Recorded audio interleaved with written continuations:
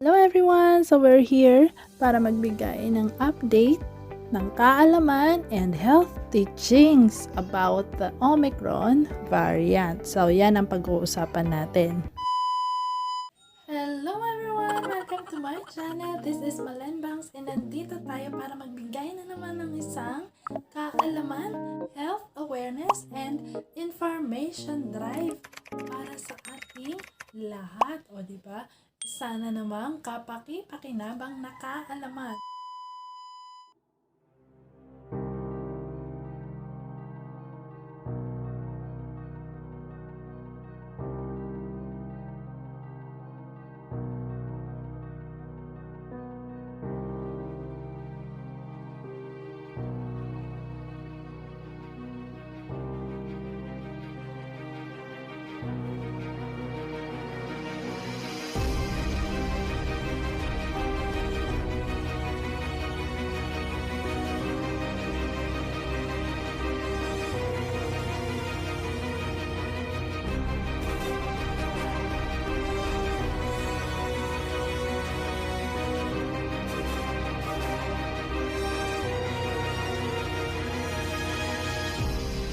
Ayan, welcome back again.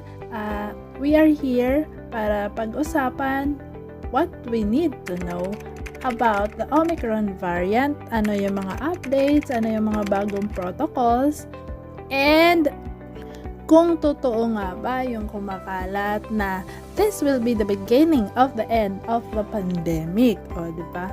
So, ayan, please tune in until the end of this video. DC, in the United States, CDC is working with state and local public health officials to monitor the spread of Omicron.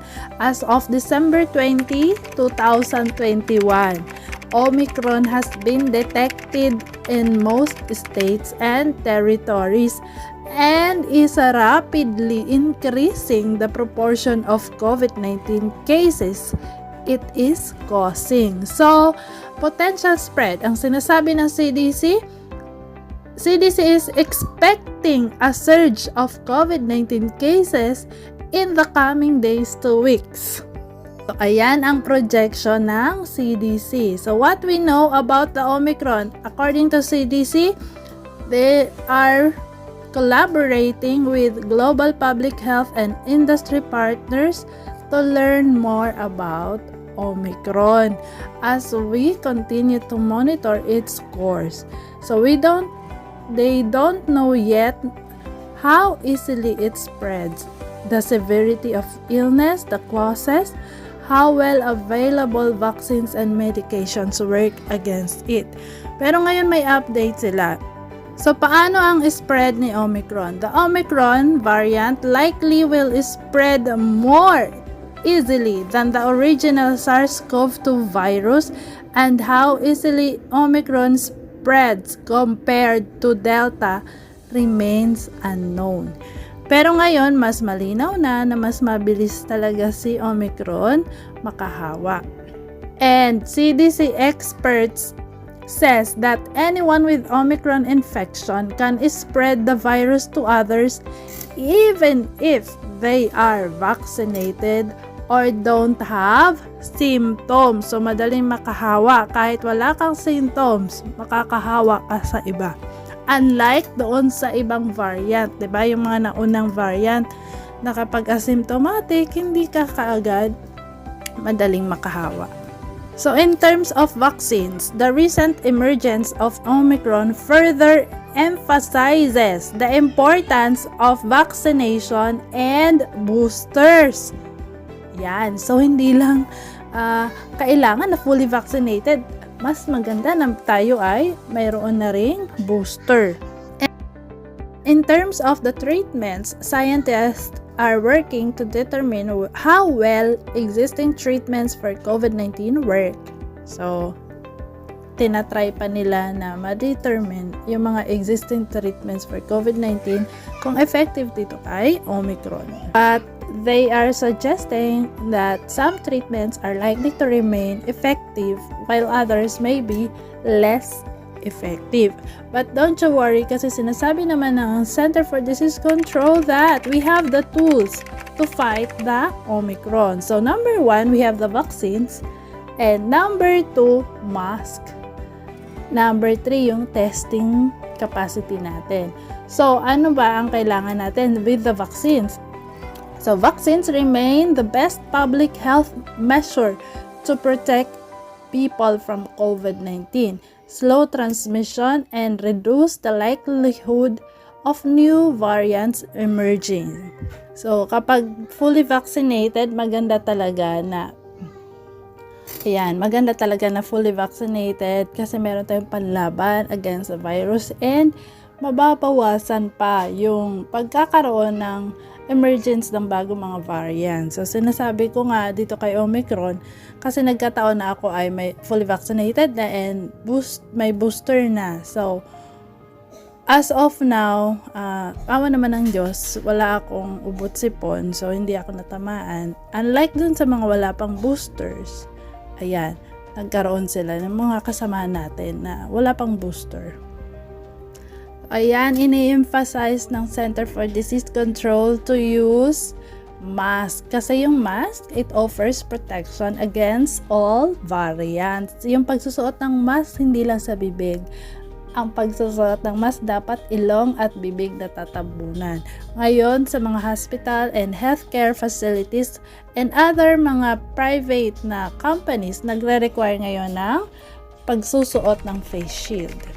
And even before the surge naman, talagang sa hospital and mga private health facility, yan, kailangan ng face shield. With regards to testing, ayan, maganda dito sa testing is that you can tell if you are currently infected with COVID-19. So ngayon, ang usual na ginagamit sa mga household, ayan, si antigen test. Sa US, ayan, antigen talaga ginagamit nila. Pero tayo dito sa Pilipinas, kapag nag-antigen positive, ayan, nagko-confirm pa tayo with the RT-PCR test. So, kailan nga ba lumabas si Omicron? So, emergence of Omicron, let's discuss this. The CDC has been using genomic surveillance. Ito yung madedetect kung anong variant ang mayroon ka throughout the course of the pandemic to track the variants of SARS-CoV-2, the virus that causes COVID-19, and inform the public health practice. So, November 24, 2021, a new variant of SARS-CoV-2 B.1.1.529 was reported to the World Health Organization. This new variant was first detected in specimens collected on November 11, 2021 in Botswana and on November 14, 2021 in South Africa. And November 26, 2021, WHO named the B.1.1.529 Omicron and classified it as a variant of concern. So, pinangalanan na ni WHO itong ating may code na B.1.529 na Omicron at classified na siya as variant of concern. Noong November 30, ang bilis lang after 4 days, November 30, 2021, the US designated Omicron as a variant of concern dahil kumakalat na siya sa US. December 1, 2021, after 2 days, the first confirmed US case of Omicron was identified. So yan, dyan nag-start si Omicron. According to CDC, viruses like SARS-CoV-2 continuously evolve as changes in the genetic code, yung genetic mutations, occur during replication of the genome. So, nagre-replicate talaga ito during mutations. Kaya mayroong mga variant na lumalabas na mga bago. A variant has one or more mutations that differentiate it from other variants of the SARS-CoV-2 viruses. So, mayroong isa hanggang maraming mutations ang isang variant. So, as expected, multiple variants of SARS-CoV-2 have been documented globally, hindi lang sa US. With regards to that circulating statement that Omicron at the beginning of the end of the pandemic, but the public has to remain careful. Ang nagsabi niyan is yung isang Octa Fellow. So, kilalanin natin siya. And let's see kung ano nga ba talaga ang totoo dito. So, he is Father Nicanor Austriaco, a Filipino-American Catholic priest who is also a molecular biologist and a fellow of Octa Research. And sinasabi niya that those who survive an Omicron infection will have antibodies that will also protect them from all other variants of COVID-19.